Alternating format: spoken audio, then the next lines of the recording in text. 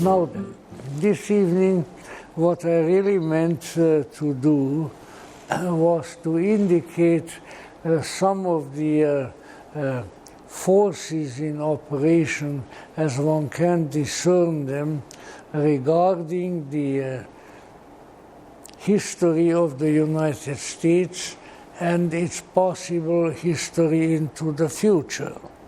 Now, I know I expected that there would be probably some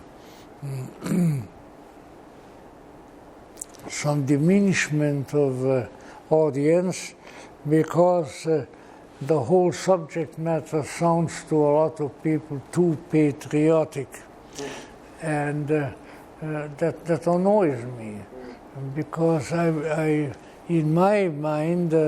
A healthy patriotism is a good and a healthy development, and they come from a country that several times would have vanished from the stage of history if it hadn't been for the patriotism of its people.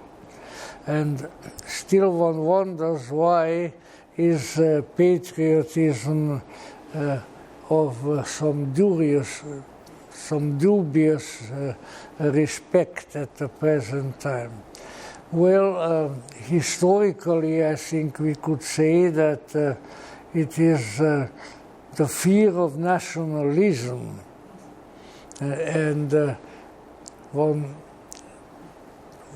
seldom does not find people who can readily distinguish between these various names. For instance, nationalism is something terrible because that's what Hitler was, but you know what else Hitler was? Hitler was a socialist, National Socialist, NSDAP, Nationalsozialistische Deutsche Arbeiterpartei, I know it better in German, the National Socialist German Workers' Party. Now, if that's not pretty far to the left, then I don't know what is not. So, you know, and just to reassure you, it was a hell of a nasty development in Germany. I remember when I was just a little kid and Hitler was just climbing up. I think my father went to Germany, he had various interests there. And the first time I was still very little, he came back and he said, well, it's so that, you know, Germany was in such a bad shape, the economy is all down, it was all after the Versailles Treaty, you know, nobody has anything, people are starving. And then he went back about 6 months later, and he said, well, no, these Nazis have come in, you know, they are building roads, they are building cars, that was the Volkswagen, you know, and various things, and maybe it'll get something better. Then we went for the third time, and he said, oh no, these people are going to be the death of us all. Yeah. And in a sense, they were. So that is where you cannot be caught on words and slogans, but you have to see really what is going on. In any event, so I assure you that over the years, because after all, prior to my coming to the United States, I was still in in the Western occupational zones of Europe for well over a dozen years, that the USA and the, let's say, the American nation was greatly revered. I remember when it was Russian occupation still, but in one of the towns of southern Hungary, and you know, the Russians were there, but it wasn't quite as bad, I think, because some high command was there, and probably one of the Soviet marshals was looking over everything. You should see those guys, and we saw several of them. Marshal Rodion Malinovsky, he was the one who conquered Budapest. And then came the old revolutionary, the old Bolshevik Voroshilov, the old murderer. He looked, no matter how many medals he put on, he looked like a gangster. And he looked like a gangster because he was a gangster. But in any event, you know, those were the boys who were around. And so America was the ideal. So for instance, there was a young man, I think he was actually an Englishman, but he had some connections in America. He rode a motorcycle all over, every day around this town. And on the motorcycle was a big, am I audible? Am I audible? Obviously not. Yeah, so anyway, this gentleman put on 2 medium-sized Union Jacks, American flags on both sides of his motorcycle, and he drove around town slowly. You know, the people, they were Hungarian people, they would run out to the street and embrace him and shake hands with him that they finally saw an American. So we have to remember that the United States as a nation was not in disrepute, and most of us had wished that it had a greater influence, at least in that part of the world. Now, we need to keep in mind that the whole concept of patriotism comes back to us like so many things from ancient Rome. And the Romans, especially in the days of the original republic, were great, how should I put it? They were very paternalistic in their attitude. You could kick your mother into the Seine until that wouldn't be the Seine or the Tiber, and nobody would bat an eye in the days of the Roman Republic. But if you did anything to your father, oi, oi, oi. And the worst crime in the Roman Republic was paternicide, the killing of the father.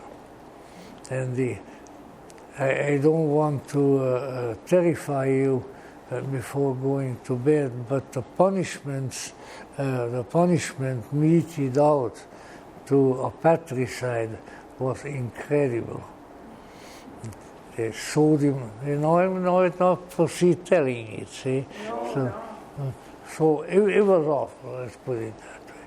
So now this works into the notion of patriotism, because patriotism, the concept and the words are definitely gained from the Latin. Pater means father, and so patriotism had to do with the belonging to the fatherland. And to belong to the original fatherland of ancient Rome was not such a bad deal, unless you killed your father, which would be a bad deal right there, at least for him. So, in any event, that was, you might say, the birth of Roman nationalism. You know, the Romans did not have, it was later invention, the Romans did not have, the Roman troops, the legions, did not have a flag. They didn't carry any flags like people did in a later time, but they carried a fairly large metal plaque on which the letters were inscribed SPQR, Senatus Populusque Romanus, the Roman Senate and the Roman people. So that's who they represented, because there was all, in the days of the Republic particularly, there was almost two nations, the Roman nobility, the Senate, and then the Roman people. And they were both represented in the Senate. Of course, the senators were all there, which actually means old man. That's the same word from which you get senility. The Roman word being senex, old man. So it was the council of the elders, but they had to be from the families of senatorial families. And then, in addition to that, there were the people's tribunes. And the tribune was one who represented the non-senatorial people. And they had their say-so too, and so it was really quite an interesting arrangement. Of course, it changed with times. Here and there, they had a dictator like Hoeller and others, and later on, of course, it changed into the empire after Julius Caesar. Now, where I brought this up, I'm not entirely certain, but it seemed like a good idea at the same time. And so what we need to keep to remember that the Roman Senate and the various other prominent people therein were, they were really the people who ran the Roman Republic.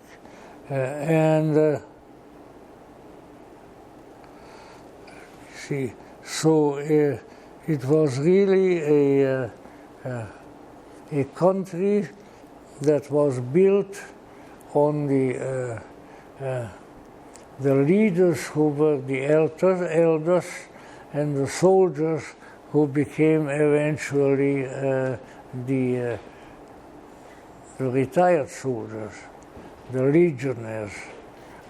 And that was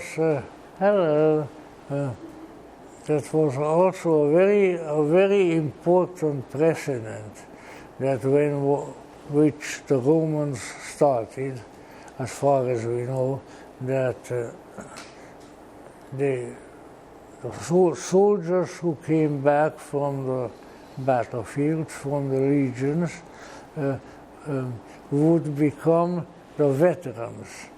Veterans, again, I'm so grateful for my 8 years of Latin. Veterans means old also, but not the same as a senex. When you are a senex that will put you in the Senate, then you are really an old guy, like myself. But other than that, the soldiers from the legions who after their particular time were let go, they were given a piece of land still in a civilized country like northern Italy or around there, so they didn't have to get a piece of land in a savage country like the land of the Gauls, now known as France, or of Germania, known as Germany, but they were, among their own people. And this was quite an interesting arrangement. Okay,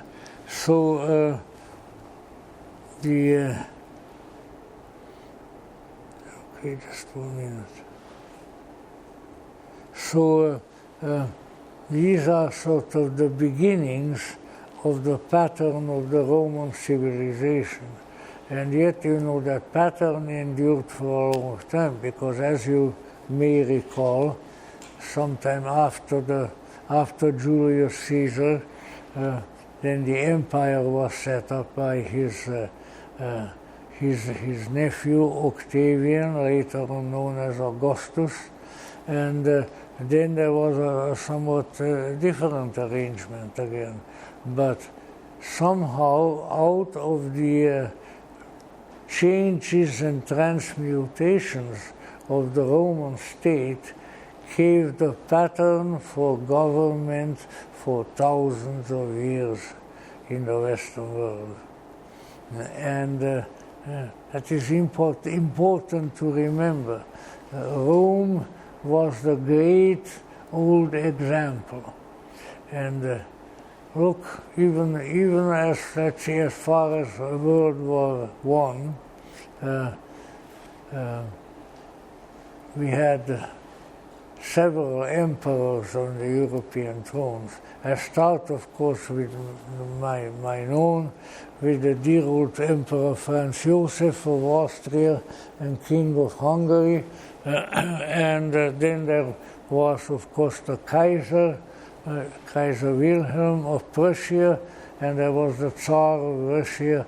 You know that each one of the titles of these rulers was derived from Caesar, you know, because Caesar became the architect of the overall commander, imperator, which originally was a military title.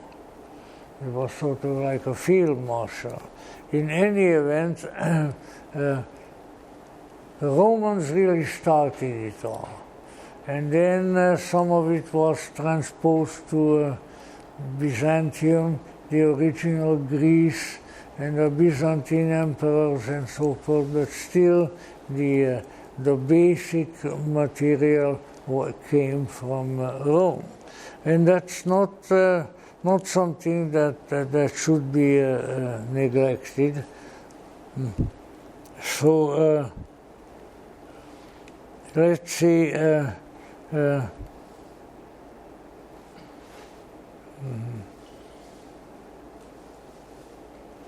know what, one thing I noticed it last time, I notice it now, to my great regret, one of the afflictions, there are others, but one of the afflictions of old age has beset me so that I write and then I can't read my own writing.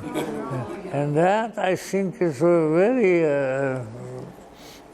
very unsavory situation. In any event, to a doctor. Well, I tell you what, I never had a great deal of trust in doctors, and like much of the American people, I just read it in a newspaper, the trust in the medical profession since COVID has gone way down, and not only for that, but for science, for the physical sciences themselves. People don't trust science anymore. Why? Because here they were, the big shots, you know, talking, look at the science, and what did their science produce? Death and death and death. So you've got to be careful. Now, there may be a real change in the attitude of the people. And we have a medical doctor right here, you know, so you understand I'm not talking against you, but let's say the results of what that is my word, what I designed that word, medical fascism. Yeah. Or the medical fascism that we experienced during the COVID, has produced some apparently a very widespread disappointment in the populace, and it will be interesting whether that continues or not. But of course it has very little to do with the concept of patriotism as such. Now, being a student of religion, I will begin with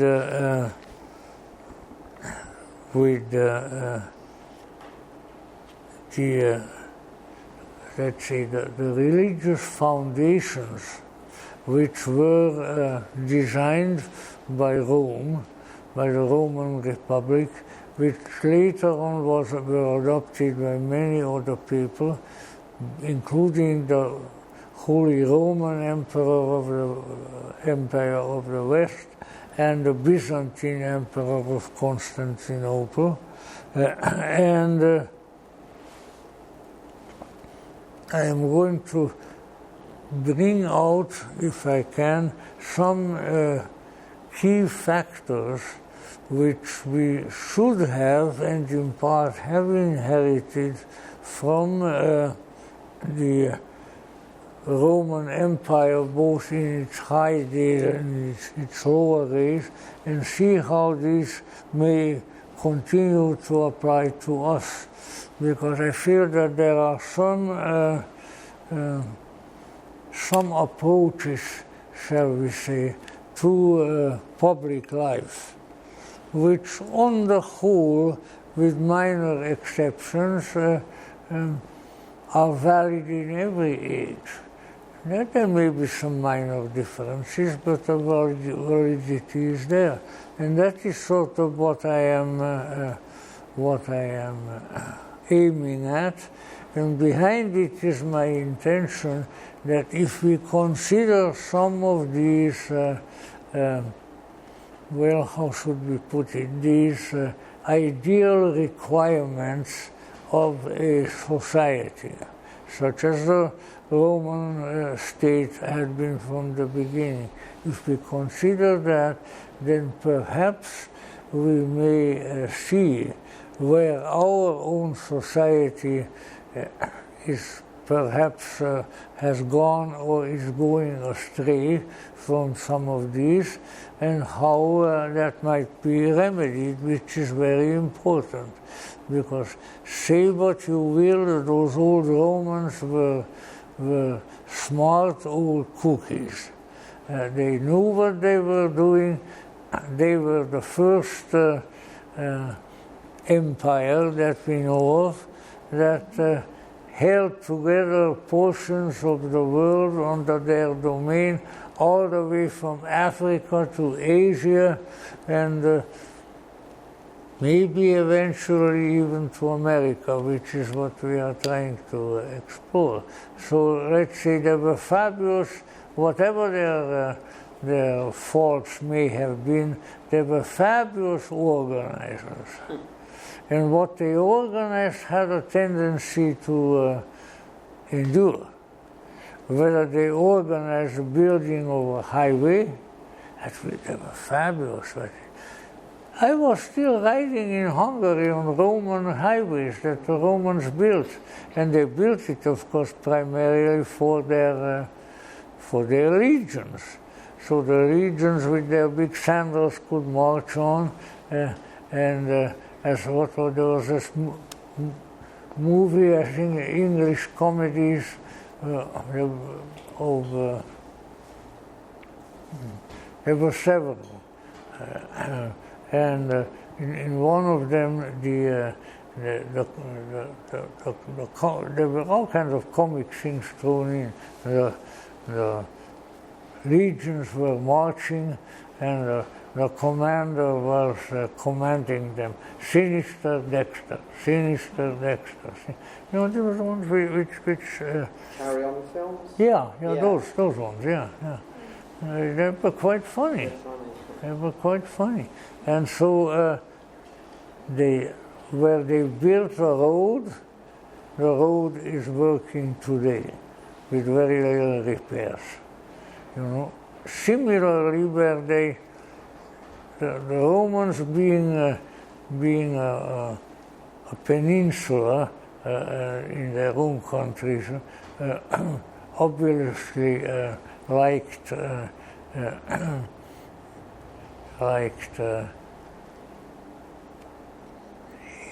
water. And so they were the greatest builders of waterworks for thousands of years. Today, the water system of Italy is still based on the Roman waterworks. Which of course is, as we can know here where we always have water troubles, quite a large benefit. In any event, they were very smart.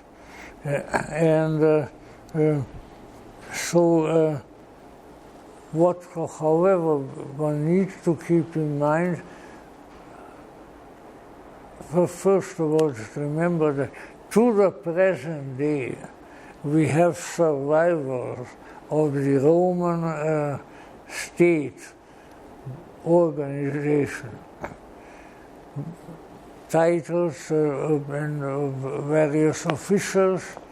If you go to France or somewhere and then you lost your American passport, you want to come back, where do you go? To the consulate. Who were the consuls? But the two chief officials of the Roman Republic.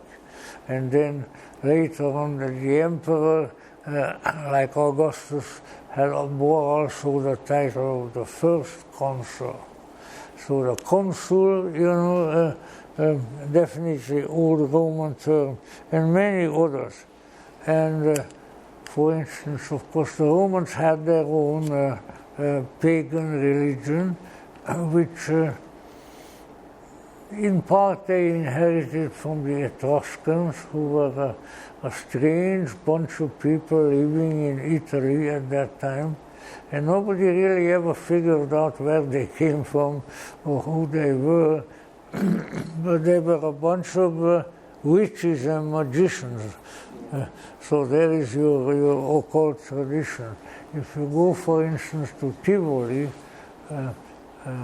up the mountain a little ways from Rome, but still very closely connected with Rome, you find that in the mountainside, because there the Apennine Mountains are beginning, in the mountainside are almost countless caves. And he says, how did these caves all come there? He said, well, they were left there by the Etruscans. So he says, what were the Etruscans doing in their caves? Well, you really want to know? Yes. They were telling people fortunes. They were doing magic and things of that sort, so that the Etruscans were a bunch of magicians and witches, and apparently very successful ones, because the people from the city of Rome and other parts of Italy would come up to the mountains where the Etruscans were in their caves, and then did their divinations for them, and they felt very satisfied. And of course, there's a lot of things in the Roman area that lend themselves to divination. Tivoli is up the mountain, so maybe about 20-25 minutes from the city of Rome. Very lovely place. I recommend it to anyone. And it has the first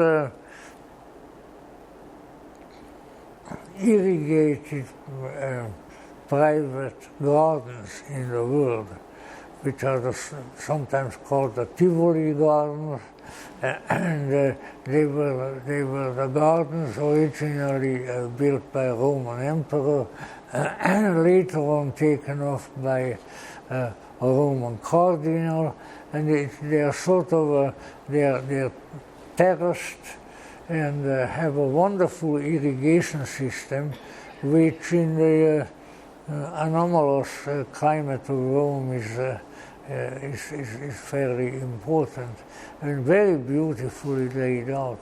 So that's one place you can visit there. It was originally the garden of the Emperor Hadrian.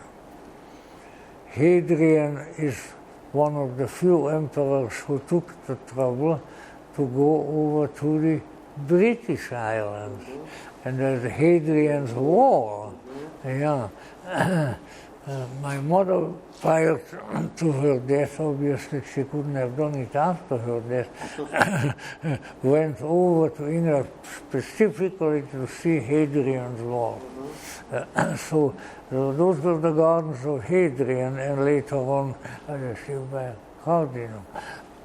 So great and unusual and wonderful things which were set up and which had redounded, let us say, in various ways to the spirit of the people. But coming back to our occult idea, it needs to be remembered that the trust of the ordinary Romans in these Etruscan witches and things was so great that they would march all the way up from southern Italy or from Gaul, where they may have been stationed, and then go to the divinatory exercises of the Etruscans. And the Etruscans are still held in a pretty high regard. Also, it is to be wondered whether some of the more magical, mysterious institutions of the Roman state were not really adapted from the Etruscans, such as, for instance, the Vestal Virgins. And the Vestal Virgins were a kind of sounds strange within the context of ancient Rome, but they were a nunnery of ancient pagan nuns, and their head was the Virgo Pontifex, the Virgin Bridge Builder, which is still the title of a bishop, is a pontifex, and they were the guardians of the prophecies of old, and in all kinds of ways, very, very important people. And you see us in the present-day liturgical practice, for instance, of depending on the person's clerical rank. When you salute them, you have the incense with you, and you salute them several times. Where the Virgo Pontifex, the bridge-building virgin, she got like the present Catholic bishops. She got 3 times 3 swings of the incense. So, very, very interesting things, and all the divinatory practices. And so, I've been studying this, but since I was not in Italy, how do these people divine something sensible out of watching the flight of birds? I watch the flight of birds, I just hope they're going to fly out fast, owing to the depredations of birds when they get too close to you, and things like that. But then we were coming down from Tivoli to Rome with a train, nice little train, and got to the main railroad station in Rome. We looked up in the sky, and there was most incredible show of birds in the sky. Hundreds of birds flying around, but not just like crazy birds, but in geometric formations and reformations, and just you say, gee whiz, what are these doggone things doing up there? And I thought to myself, this is the augury, the divination by the flight of birds. It wasn't just birds flying around, but birds flying in particular, and perhaps for the most part unusual patterns. And from these patterns, the old magicians were able to deduce various things. The head priest of Rome, by the way, was I don't know why I'm here now involved in Roman history, but the head priest of Rome, both under the Republic and under the Empire, was the Pontifex Maximus, the supreme bridge builder. And if you look at the seals and the medals and various things issued by various popes, right up to the present time, it will say Franciscus Pontifex Maximus. And they never abandoned the old titles, and a good thing that they didn't, because this way really the papacy has become an heir of the thousands of years of Roman tradition, in addition to the Christian one.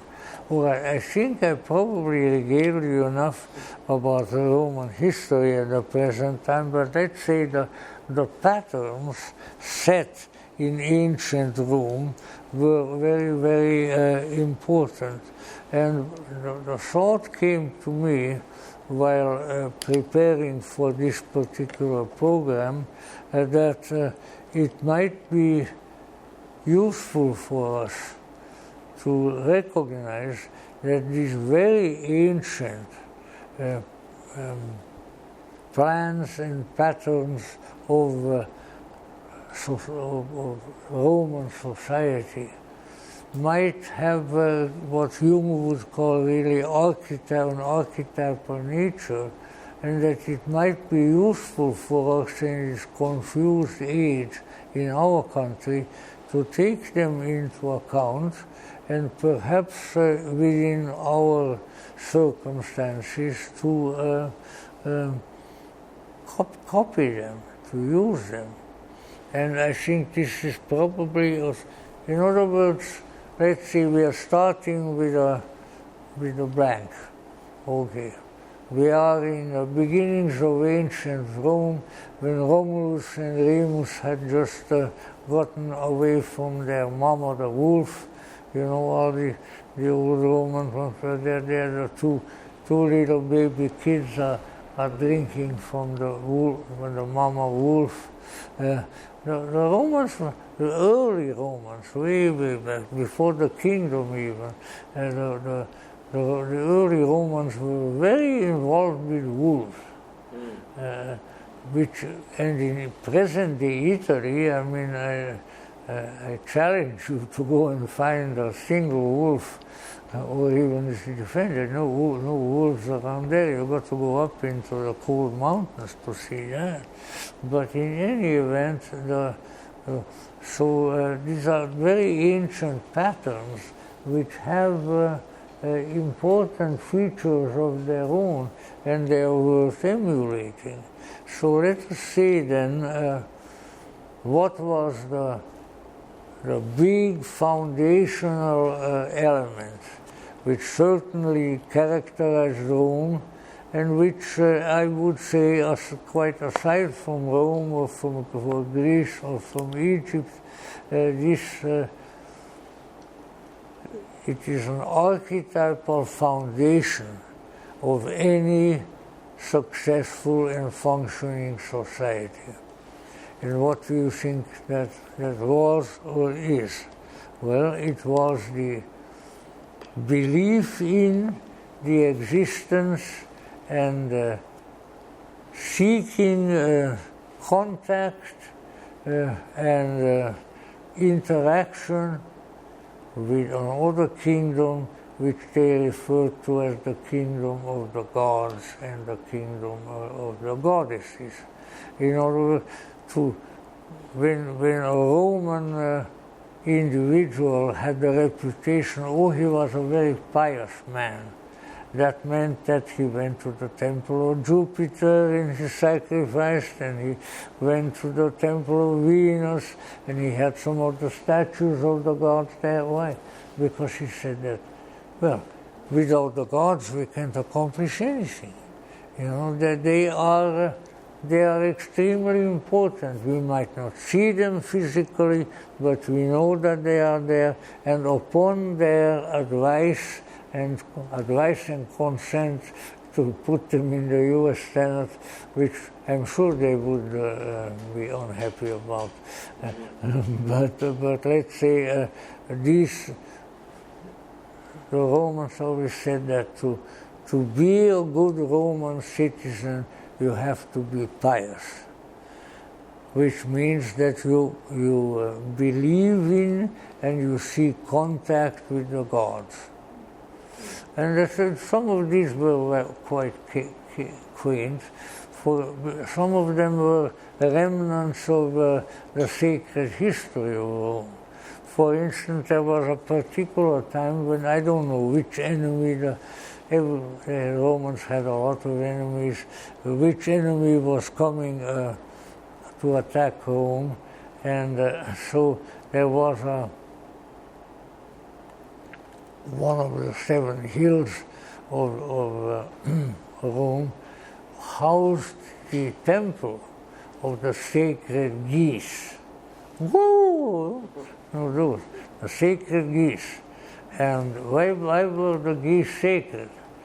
Because at one time there were geese there in those hills, but the enemy was coming. The enemy was creeping up, and the geese recognized the enemy coming, and they raised a heck of a racket. And so the Roman legions and the various soldiers came in, and they fought the enemy off, and so Rome was saved a conquest.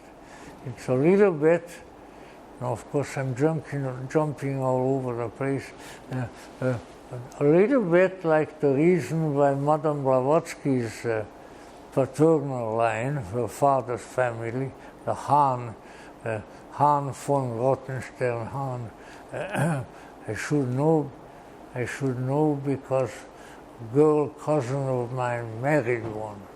So I am a relative of Madame Blavatsky's paternal family. Big deal. But I had a testimony to that to her nephew, Mr. Boris Dezirkov, who lived here in town. And when I told him, I said, Mr. Dezirkov, my cousin has just married a Hahn, and Hahn von Rothenstern Hahn was that. And he said, that makes no difference. There are about 4 branches of the Hahn family, and they are all related. And he said, now you are my relative. God bless him, wonderful gentleman. Anyway, so it was a sort of, there what happened was that they were on a crusade, and the Saracens, they were not called Al-Qaeda and ISIS, but the Saracens were creeping up on the camp, and there was a rooster who, as usual, was ahead of everybody else, and who was waking up the troops by crowing.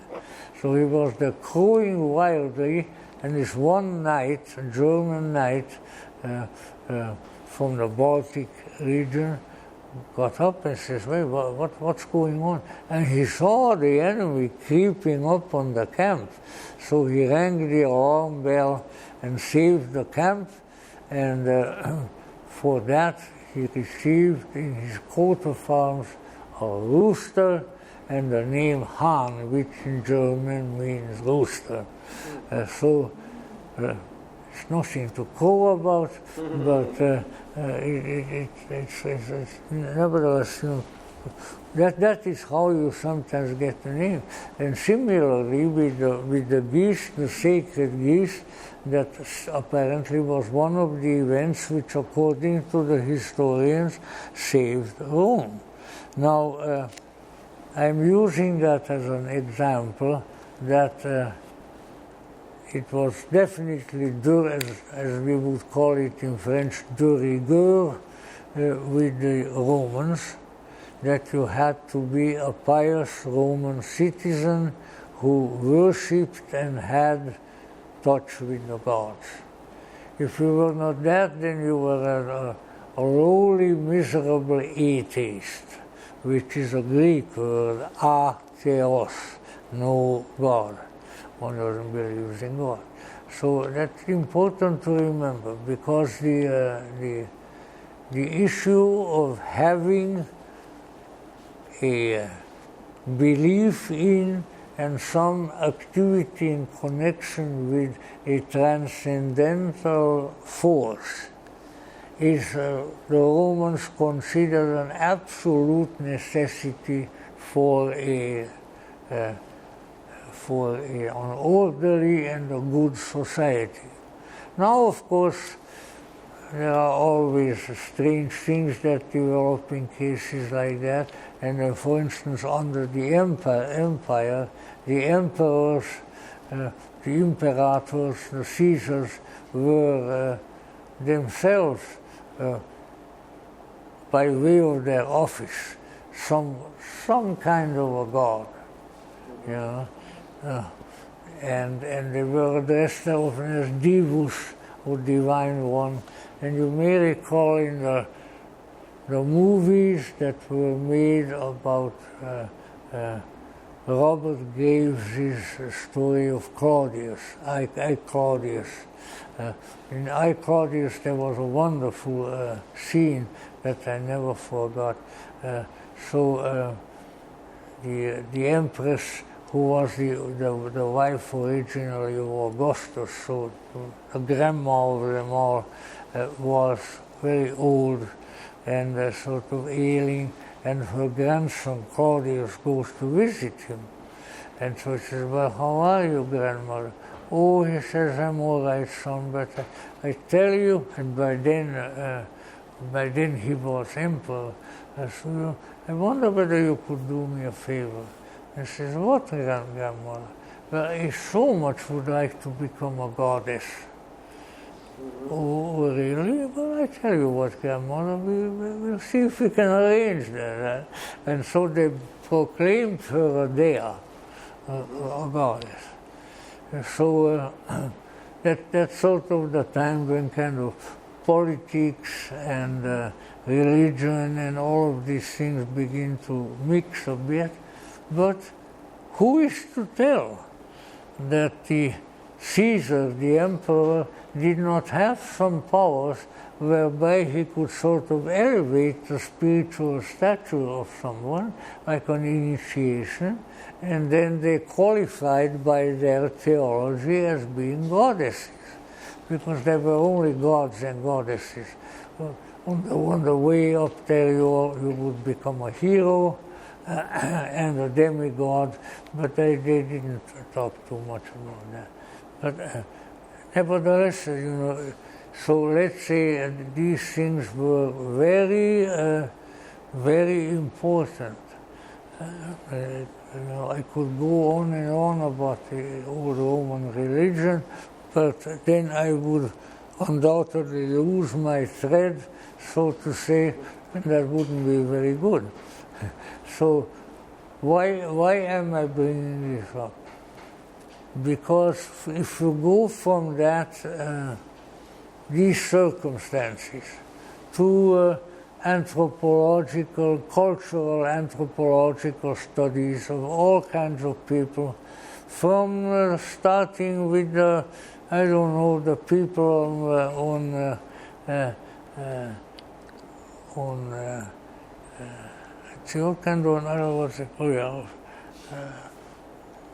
of the various South Sea islands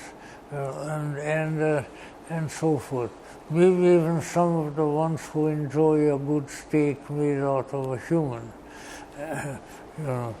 But they all have, within their own circumstances, they have their own religion. They feel that they are connected with something greater, and that this is important, and that these are connections that need to be cultivated, and that if they are properly cultivated, then you and your family and your tribe are going to be well off. But if you neglect these things and become a purely physically oriented person, then obviously you have deprived yourself of very, very important help in this world. So here is an important issue. Maybe these people, and I think you can go to the Bushmen in Africa, you can go all over creation. You can go to the shamans in Siberia, and they all will have the same thing. We have to be connected to the great ones. We have to be connected to the great spirits. We have to pray. We have to make sacrifices and so forth. But what about our modern society? Do we have a connection with something greater than ourselves? Do we even recognize something greater than ourselves? Or have we, in our inordinate and sinful pride, have exclaimed, verily, we are gods? You see.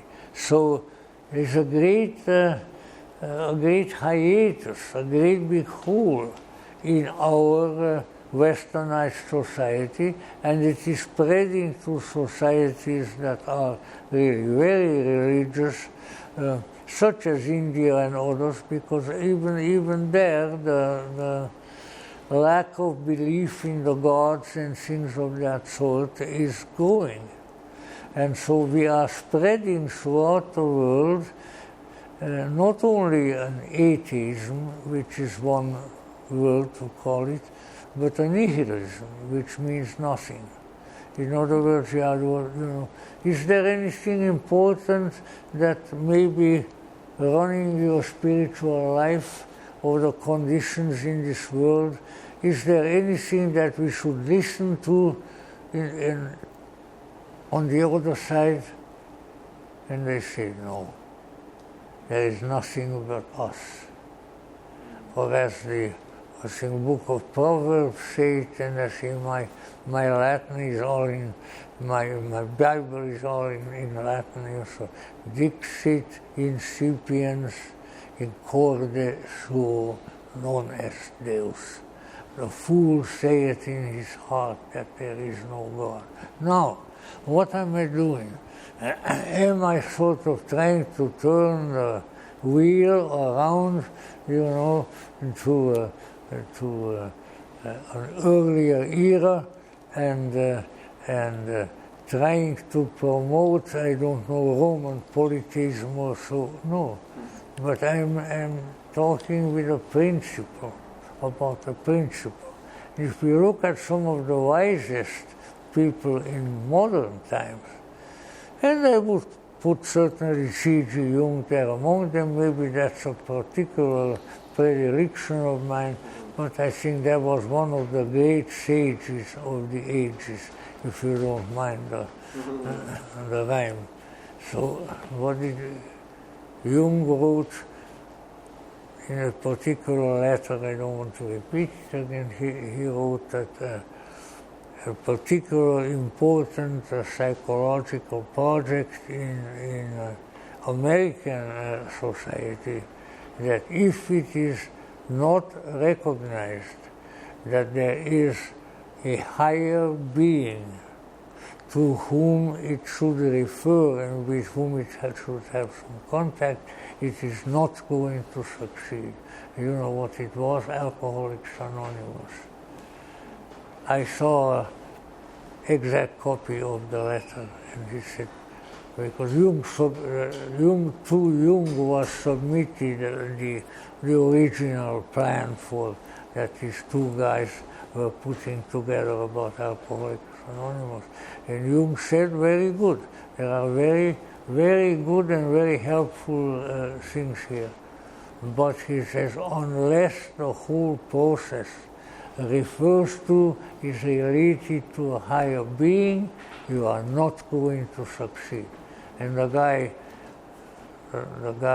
felt that that was maybe good advice, and he did. So let's say, and another wonderful short saying, but I have probably mentioned this here several times before, the other one, which is part of, I found, I think, that saying in Memories, Dreams, Reflections, but it can be found in other books too, where Jung said that unless a human psyche, a human soul, is completely anchored in God, it is wasting its time living. So, and you know, well, what an interesting term, anchored. You know, what is the function of an anchor? The function of an anchor is to keep the ship from blowing out to sea, or in other ways being impaired by the weather. So if something is going to keep us functioning, it's going to keep us at least minimally sane, it will be if we have a concept, and behind the concept perhaps a practical interaction of some sort with the transcendental deity. Now, once again, I am not saying,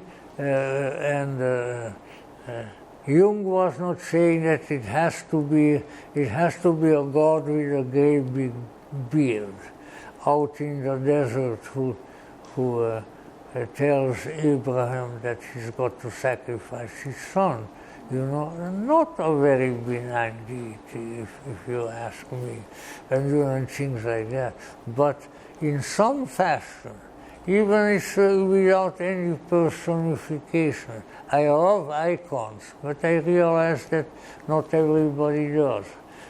Things like that. All the beautiful Renaissance art, which all has a religious background, in some fashion or the other, the transcendental has to be there so that you can relate to it, maybe at times visualize it, maybe sometimes when you are in prayer or meditation, it will manifest to you in some fashion. I don't say that you are going to become a Saint Teresa of Avila. I think I would be very uncomfortable, first of all, of being a nun. Now, if I a priest I am, but not a nun. I want none. Yeah. But still the issue being that there must be a relationship, intellectual, emotional, intuitive relationship with that which is beyond this earthly realm. And if there is, it will help you a great deal. And you know, not even, this is the trouble, that we are such rationalists that we think that, yeah, if I address Jesus Christ or something, I says, look, Lord, I don't have any money, but I need to go to Australia. You know, can you see to me that I get the airfare to Australia? Well, the likelihood is that nothing's going to happen. But fortunately, I had my sponsors who wanted me to lecture, so I didn't have to ask God to pay my way, which would be an interesting thing. But let us say these details are not the ones that matter, and also petitionary prayer has always been called the lowest form of prayer. In other words, you know, I want this or that, I want my bank account to increase in spite of the inflation and things like that. And then lo and behold, my next bank statement, boom, there is a few $1,000s. You know what? I doubt it that it's going to happen. I doubt it that it's going to happen. But if, on the other hand, you cultivate within yourself a consciousness that whatever happens will be part of the greater will, and that if you align yourself to the will, the greater will, the will of God, whatever you want to call it, then things are going to be helpful to you. And that this is a good and a valuable thing to do. Excuse me. I'm remembering someone sitting at a table with blood pouring forth from his hand, and from his arms, and from a thing on his head. And I went up to him and I asked him, "What is happening? Isn't this terrible?" And he said, "Son, it is the will of God." And this man saw, with 3 bullets in his body, and he survived, and he was my father. You see, and what impressed me, he was a great and honorable gentleman, but what impressed me is that he could see the will of God. He could see the will of God in what everyone would regard it as his misfortune. He said, "All right, if this was visited on us, we will also find ways." And I could say, and I don't want to regale you here about my family history altogether, but let us say at least 3, possibly 4 times after that. This was what I'm talking about is in December 1944. There were incidents which I consider to be highly unusual and probably miraculous that saved him and our family. Now again, you know, there are various explanations for things, but if you have a contact, if you trust a greater will, and if you feel that this greater will is going to help you, bottoms to donuts, it will. It can and it will. I have seen it not only in the example of my own family, but many others. But your consciousness has to be attuned to it. It's not just a matter of, "Oh yes, I believe in you, your will, oh Jehovah, help me," but have an inner feeling. Look, you have sent me here to this world, and here I am. That's in my case, you know, I'm 13 years old. I don't think that it's time for me to die at this point. You know, maybe something can be done about it. How about it? You know? And it is. And even in other items which are not a matter of life and death. So the conceptual presence and the ability and willingness of the individual to trust that presence and to have contact with it when these things are there, then you are in very good shape. And this is really how should I put it? It's one of the underlying objectives of any society, that the people should be led in that direction, that their trust is not in a bunch of politicians, as we have seen recently, and so forth, but their trust is in a superior power, in something superior to us, and that is why we can have trust in it. because obviously we are not trusting all that much in ourselves, then otherwise we wouldn't be doing that. But that it is, and this has been said over and over again, you find it from the Vedas, you find it in Buddhism, you find it in all kinds of places, that if you trust the greater will, if you listen to those messengers who come to you visibly or invisibly, then you are going to prevail if you are meant to prevail. And just give it a tiny little thought. What an entirely different and marvelously different world and society we would live in if more people had that attitude and more people had that contact. But we don't. The things that we trust in are ultimately not trustworthy. Again, beginning with the politicians and everything else. But if we know, how is it in the book of Job? And you know, I'm not a Bible thumper, you know that. Most of my Bibles are so old that if I thumped them a lot, they would fall apart. But nevertheless, if you have that kind of a trust, that trust will be justified. And even if things don't turn your ways at that point, it will be justified somehow later in a different form, but it will still come to you. And so trust.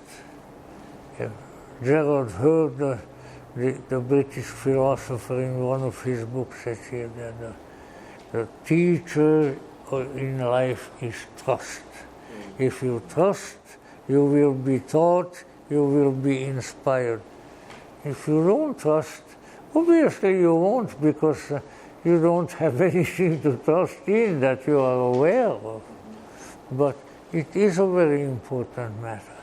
Now then, this means that a society that is to survive, a society that is to be healthy, a society that is to be a useful force in our world, should in some fashion be based on that transcendental contact and that transcendental being. Of course, you see, how can you believe in something in somebody whom I have never seen? Yeah, well, you know what? I believe in a lot of people I have never seen. I have never seen Napoleon, and not that I particularly desire to see the little podgy Frenchman, you know, but still, I have all kinds of historical figures, all kinds of people today whom I really wouldn't mind seeing, but I don't see them, but I still believe that they are there, and under some circumstances that my contact with them could be helpful. So these are some of the considerations that we need to keep in mind. So if we are looking for building or rebuilding or refurbishing a society, then these things have to be kept in mind. I have with me, but probably I might be able to read one or two, but a newspaper that I get has collected last week's issue the hidden treasures in Thanksgiving proclamation, and it has columns after columns after columns of the proclamations of the United States presidents, beginning with George Washington, who proclaimed the first Thanksgiving Day, and all the others thereafter. And of course the greatest, the most poetic ones being people like Abraham Lincoln and others, but many others. And of course each and every one is directed to, I'm sorry to say, God. You know? And it would seem that, with the exception maybe of those few presidents who, including poor President Kennedy, who have then been murdered, have not been particularly lucky presidents, but every let's say it worked in various ways for each and every one of them. Because we need to keep that in mind also. This is just a little insert, and especially in this past fall when so many of our relatives, friends, associates have gone to the other side, and no doubt others coming. You know, in Hungary, we expect people to die in the springtime. In fact, a famous book was written by one of our great novelists entitled Halálos tavasz, A Deadly Spring. And well, it has to do with the climatic conditions, because that's when the climate changes radically from winter cold to spring warmth, and most, lot of bodies can take that. But in any event, that may not be the case. We may be in an entirely different climate and so forth. But if we, even if we should die, or I should die, I am now full 93, I want you to know. No taking away from it. He lived to be 93, doing what comes naturally. So even if that should happen, if I had a trust in a higher power, if I tried according to my humble ability to serve the will of that higher power to the extent that I was able to discern it, I am convinced that I have nothing to afraid of. Nothing to afraid of. Because somehow that same strange, all-powerful, transcendental will, the same will that moves the stars, the same will that moves the sun and the moon, and the same will that moves things here, will be there. And by gum, I trust it. I have had enough evidence in my long life that I could trust it, and I will trust it. And I hope that it in turn has a little trust in me. So these are important issues. That is, when you have a society of that, you have a very strong society. Now maybe you have a wild Islamic society with a lot of terrorists, in which case it didn't turn out so well, the situation. But even then, let's see, maybe this is an excessive expectation. I do believe, and when a Gnostic believes, that's not as much as if he says, I know. So I need to still proceed to that one. But I believe that a trusting human, even if the God image, as Jung's called it, is not very satisfactory one. Maybe it is on Allah who actually never commanded the cruelties that his disciples are performing.